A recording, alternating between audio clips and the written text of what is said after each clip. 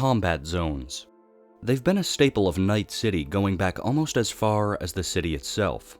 Ever since the death of its founder, Richard Knight, different corporate and criminal syndicates have periodically managed to overpower law enforcement, taking control of a given area and operating it under their own extra-legal structure, or lack thereof. These areas are rife with all manner of crime, and have existed in every expansion of the Cyberpunk tabletop game, before more recently appearing in Cyberpunk 2077. Indeed, by this latest entry in the series, the combat zone consists of two major regions, Pacifica and Dogtown, each of which, in typical fashion, hosts its own form of authority despite being considered officially lawless. In Dogtown, Kurt Hansen and the Barghest operated as the de facto governing body, while in Pacifica, there's a wholly different group lurking in the shadows. Engaged in dark operations far from the prying eyes of the public, the Voodoo Boys are a group of mystical hackers and netrunners that are without a doubt one of the most feared and mysterious gangs ever to crop up in Night City. Being notoriously elusive and exceptionally wary of outsiders, they largely keep to themselves, rarely accepting outside help or communication, and busying themselves with experimentation in the most remote regions of the net. Likely the most technically advanced gang ever to arise in the dark future, the Voodoo Boys are a force to be reckoned with across both meat and cyberspace. But the thing is, they weren't always like this. It's safe to say that the Voodoo Boys have seen more drastic change than most factions, and to say that the gang has evolved tremendously since their inception would still be something of an understatement. In reality, the Voodoo Boys of 2077 are a completely different gang when juxtaposed with their older iteration. That's why in this video, we're going to be exploring the full timeline and history of the Voodoo Boys, from their inception all the way to the modern day, examining just how it is that such a gang managed to arise, how they've changed so drastically over the years, and just what it is they're doing over on the net. After all, with the new developments involving the gang presented in Phantom Liberty, there's perhaps no better time to cover this enigmatic band of criminals. So without further ado, this is the full lore and story of the Voodoo Boys, Cyberpunk's most secretive gang.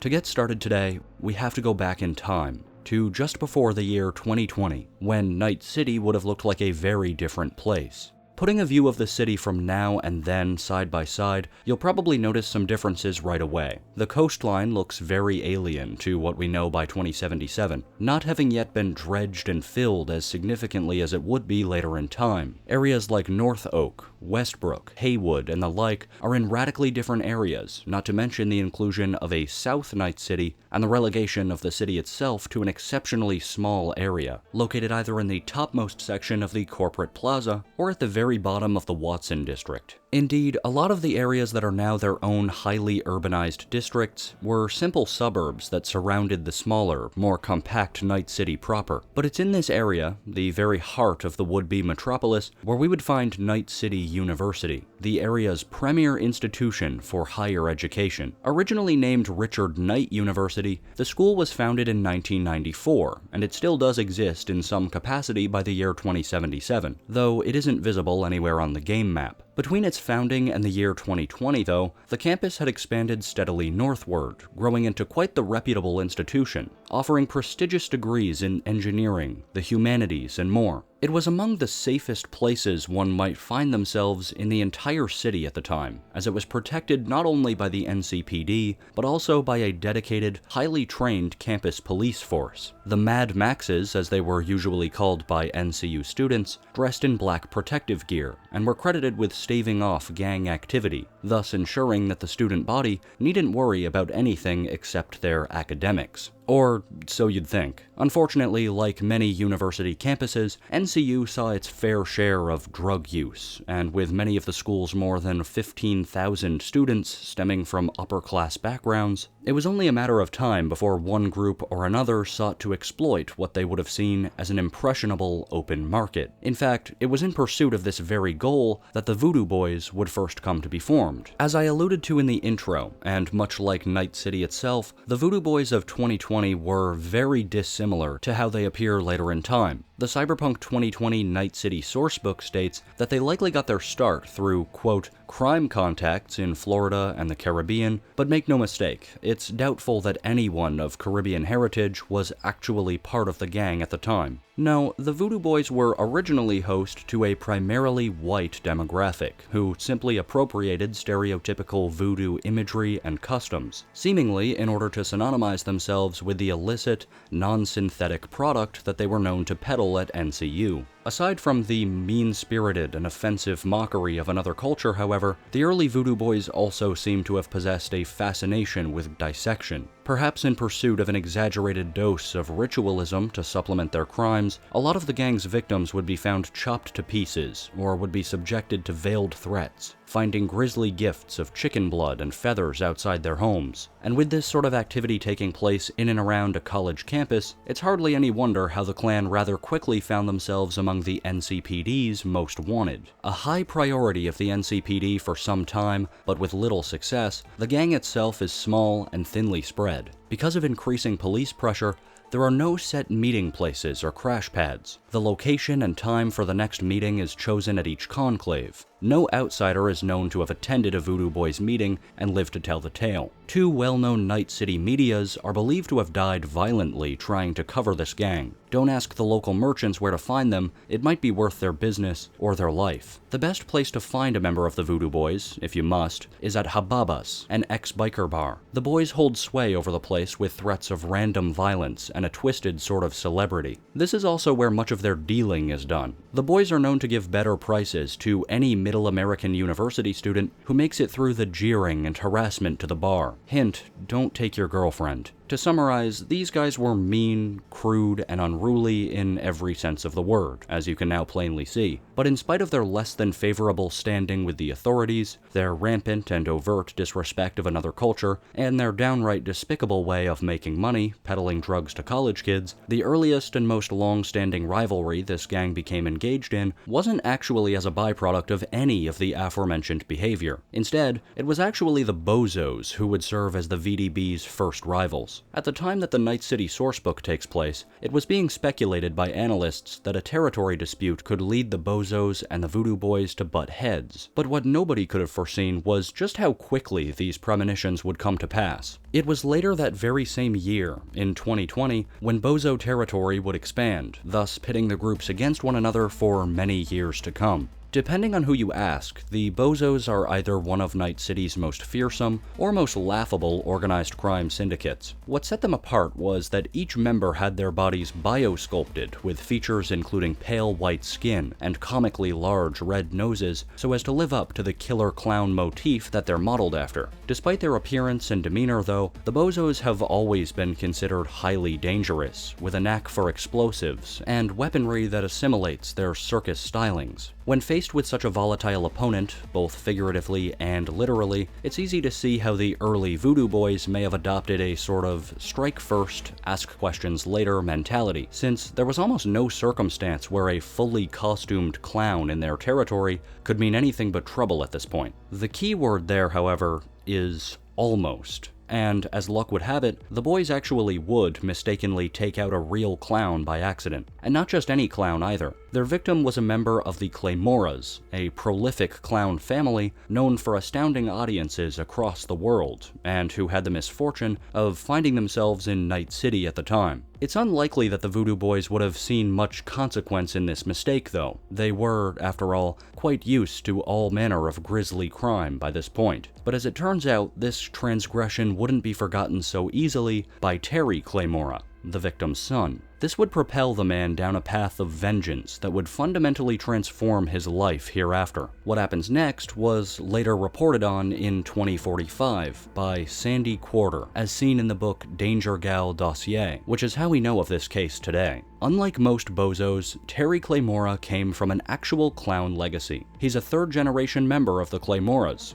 a clown family going back to the last century. His father toured worldwide with the circus, performing and wowing audiences on multiple continents. Terry's father died in Night City, mistaken for a bozo, and assassinated by the Voodoo Boys. An apprentice clown at the time, Terry fled into the combat zone, where the Bozos found him. He joined up, took the name Centwit, and began terrorizing the Voodoo Boys. This all happened in 2020, and he's still hitting them from the shadows, making their lives hell. Either way though, even if only as a result of Centwit's ongoing campaign, we know that the feud between the Voodoo Boys and the Bozos continued in some way, shape, or form for at least 25 years, a time span in which entire areas of the city, including the territory of both clans, would have seen vast alterations, if not outright annihilation, by events like the AHQ disaster in 2023. It's actually impressive that both factions would have been able to maintain an active grudge for such a long time, and it likely would have continued too, if not for the mysterious disappearance of the Bozos shortly hereafter, and due to an entirely new threat to the Voodoo Boys' way of life. That threat being,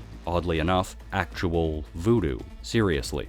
This came about in the 2040s, when climate change was really beginning to take a toll on the Caribbean, specifically Haiti and the Dominican Republic, which were so battered by torrential rains and tropical storms that the island was undergoing a period of mass exodus, as people began to see the writing on the wall. Whole communities would be evacuated or otherwise flee to areas like the United States, where many would subsequently find themselves in Night City. However, upon arrival, these folks would have been made aware of the Voodoo Boys, criminals who had made a mockery of voodoo culture for the past 20 years. And while many who learned of the gang would be justifiably offended and angered, it was going to take a unified force of equal or greater power to actually make some change. Put another way, there'd need to be a gang ready and willing to do away with the old Voodoo Boys for good, and stand up for the interests of Night City's budding Haitian population. And wouldn't you know it, there was indeed a group up for that very task. While the name of this other gang remains unknown, they're stated to have had a deep interest in net running,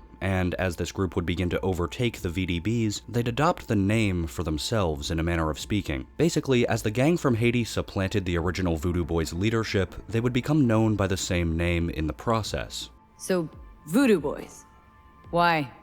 Don't seem to believe in voodoo. Don't know. Ask those who call us this. Mean to say you call yourselves something else?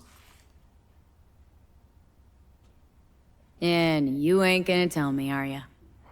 Right.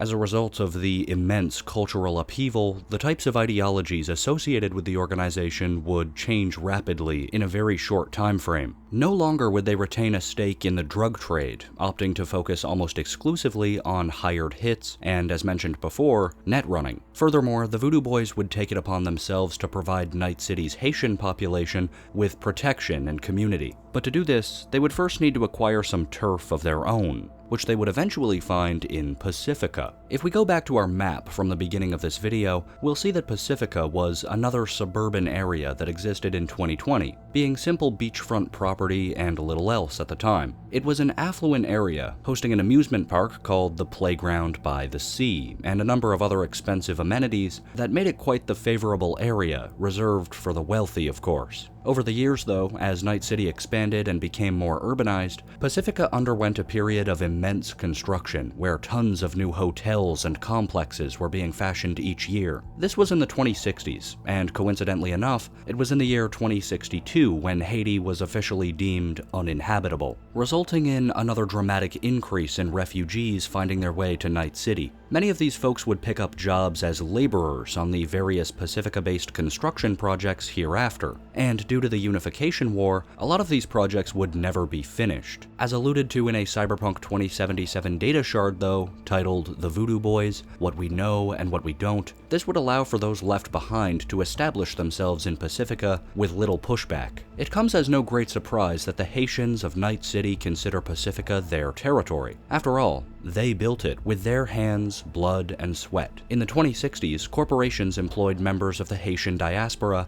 as cheap labor to construct their hotels, amusement park rides, swimming pools, and the various other attractions and luxuries that would establish Pacifica as the city's premier entertainment district. 2069 marks the year Haitians recognized Pacifica as their new home. The Unification War scared off the investors who had been pumping money into the up-and-coming district, leaving their contract laborers without work, a safety net, and any hope for a bright future. In a sense, the Haitian community had already endured such abandonment before, when the island nation had been devastated beyond livable means by natural disasters, and none heeded their call for humanitarian aid. Pacifica has since become their island reborn, self-sufficient, and cut off from the rest of the city. Having established themselves in the area, the Voodoo Boys would once again begin to focus introspectively. Since the gang was now partly under the management of real voodoo practitioners and priests, spiritualism would play a large part in their activities by this time, particularly with regards to how they approached the net.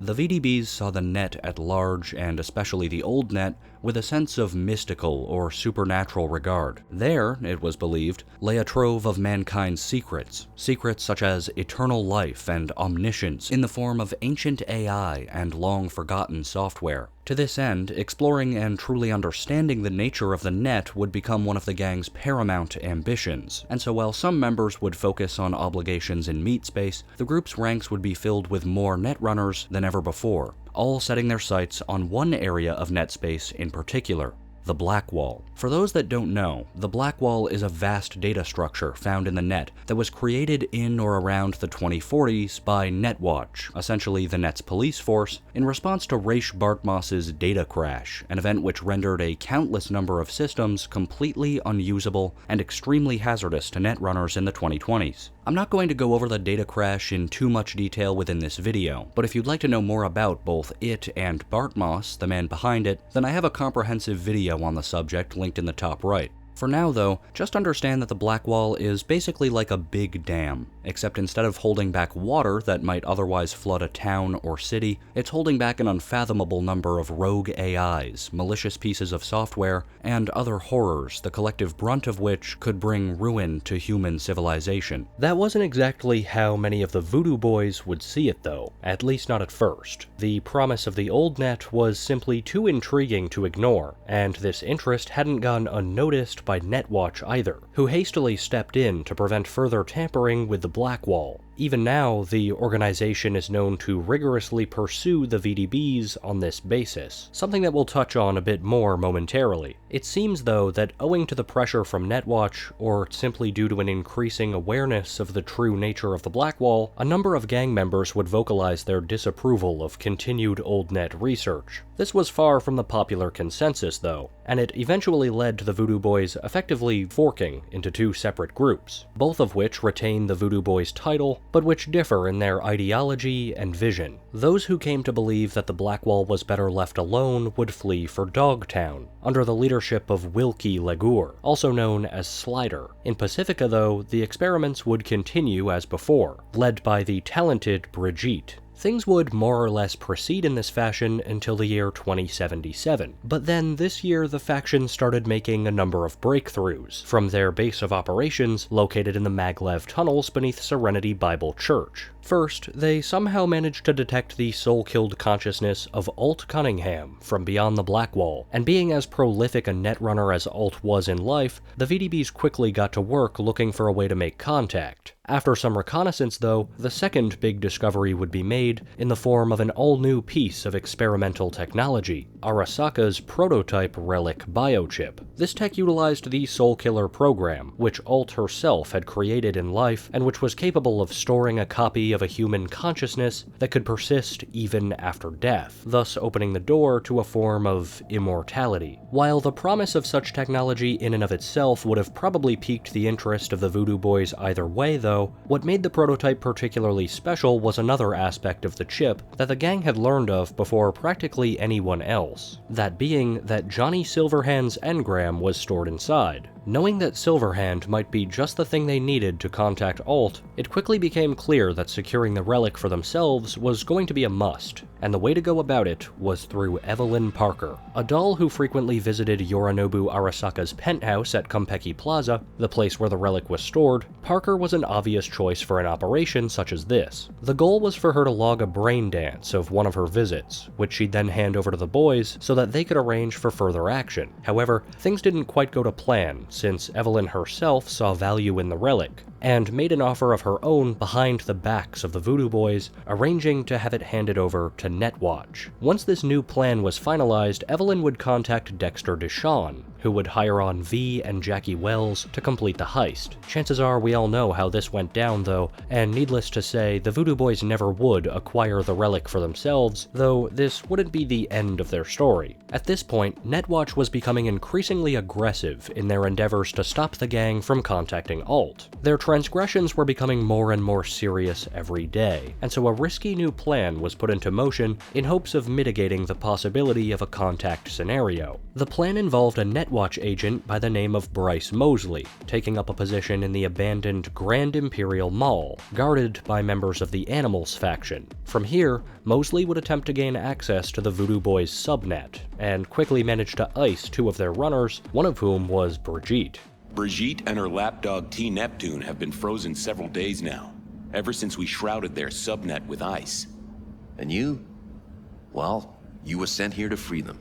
With their leader now trapped inside the net, it was up to Placide, a high-ranking member of the faction, to get her out, and as it happened, this was where V and the Relic would come back into the fold. It was V who accepted the job to investigate the activity at the Grand Imperial Mall, but not before being covertly tagged with a virus engineered by the Voodoo Boys. Next, they made their way into the complex, first interfacing with a Netwatch van, and then finding their way to the theater, where Mosley was staked out. Although neither participant would know it at the time, the conversation V has with Agent Mosley is a fairly crucial crossroads in terms of the Voodoo Boys' future. Now, it was ultimately up to V to decide whether to side with Netwatch or with the gang.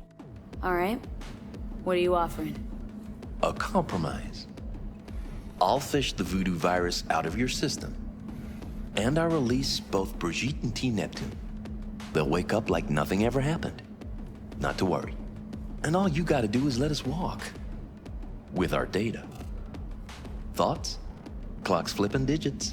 Should the deal be accepted and Mosley allowed to leave in peace, V will have the virus on their system put in place by the Voodoo Boys wiped, but in the process, the boys will continue to be tracked by Netwatch. On the other hand, if V tackles Mosley and chips into their operating system, the Voodoo Boys will have the capability to wipe out a number of Netwatch agents, and will attempt to wipe out V along with them. Due to the power of the Relic though, V would survive this attempt on their life, much to the chagrin of the Voodoo Boys, and regardless of which path is chosen, Brigitte, along with the other runner, T. Neptune, will be freed from ice. From here, V brings it to Brigitte's attention that the biochip, and by proxy Johnny Silverhand, are trapped in their head, which will bring about the long-awaited attempt to contact Alt, an attempt which, as we know, was successful. What happens next is affected by V's choice from earlier regarding the Netwatch agent. If they were allowed to live and still continue to track the Voodoo Boys, then Alt will detect this, and eliminate every Netrunner at the Blackwall when she passes over, to ensure the security of herself and V. This will then cause our protagonists to come back to reality surrounded by the corpses of the runners, and they'll be forced to fight their way through more Voodoo Boys to get out of the church. This will also mean neutralizing Placide. So yeah, pretty much everyone in a position of leadership gets taken down in this timeline. Alternatively, if the Netwatch agents as well as V were taken out previously, then Alt simply doesn't need to do this, and everyone is allowed to return to flesh with no harm done. That being said, there is still a timeline where V has to fight their way back to the surface if they for some reason decide to threaten Maman Brigitte though.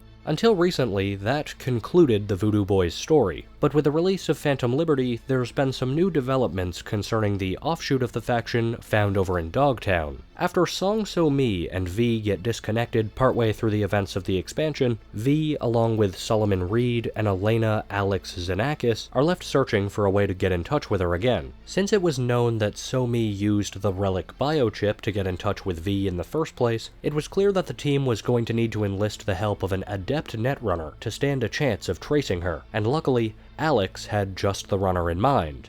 We need a netrunner. Kind who spends all their waking hours parsing teraflops of data. Might have caught something. You have someone in mind?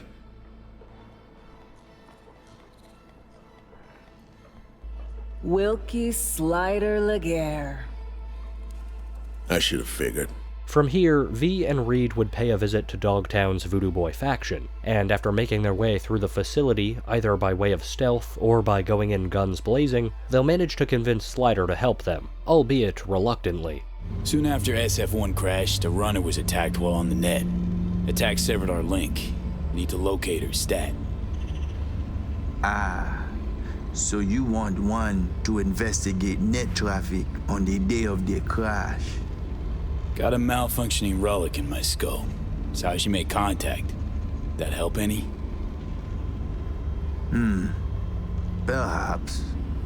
I will need a peek at this trinket in your head. After running some software, Slider is able to discern the nature of the connection that So-Mi used, revealing in the process the beginning thread of a long and winding mystery and storyline that would encompass the rest of the Phantom Liberty expansion. This critical piece of information was that So-Mi had directly leveraged the Blackwall, something which, if you'll recall from earlier, the Dogtown Voodoo Boys really wanted no part of. The woman. Did you know she used the Blackwall protocol to connect with you? I had no idea, no. Now you do. Despite the hesitancy though, Slider does eventually patch V through to So-Mi using the Blackwall protocol, and although Slider himself does not survive the ordeal, the reconnection which he facilitates would prove an exceptionally important event in the grand scheme of both the Phantom Liberty DLC and potentially the future of the net as a whole. That brings us to the end of the Voodoo Boys story, and admittedly the future of the gang is not looking particularly bright at this point. By the conclusion of Cyberpunk 2077, it's unavoidable that some or all of the group's leadership will have been wiped out, either directly or indirectly through the actions of V, and it's undeniable that with each passing day, their experimentation in the bowels of the net drives humanity closer to a potential AI apocalypse. However, I think it speaks to the careful thought and excellent world-building of the Cyberpunk series that despite possibly no other group posing as much of an existential threat as these guys do, it's still relatively easy to view them with favor. It's hard to argue that certain members of the group and their actions do seem legitimately altruistic, charitable, and just downright kind. As a whole, the VDBs made it their mission to stick up for a population that had been abandoned at virtually every turn. And although the state of Pacifica is far from luxurious, it has at least supplied many of Night City's residents with a sense of community and orientation in an otherwise directionless world. There is honor in that, I think, but it's easy to overlook such developments given the group's persistent experimentation and actions on the net which seem legitimately antithetical to those very same principles. At this point, it's unclear what the Voodoo Boys are actually hoping to achieve in cyberspace. But it's difficult to imagine a scenario in which their endeavors actually help to improve the lives of, well, anyone. And it certainly seems to me like the gang is recklessly gambling on what's beyond the Blackwall, using all of human civilization as their bargaining chip. Not a wager I'd like to make, but I guess that's why we'll just have to wait and see what the future holds, and whether or not these acts will truly lead to an all-out war between people and AI.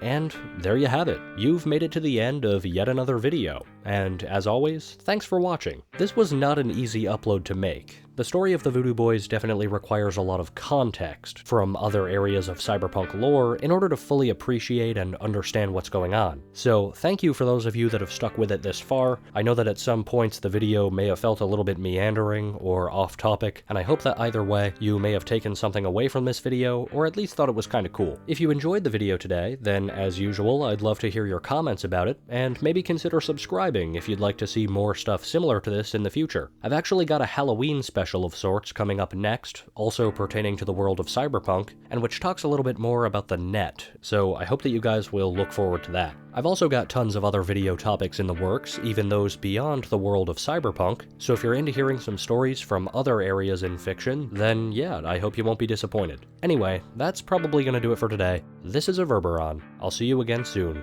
and have a good one.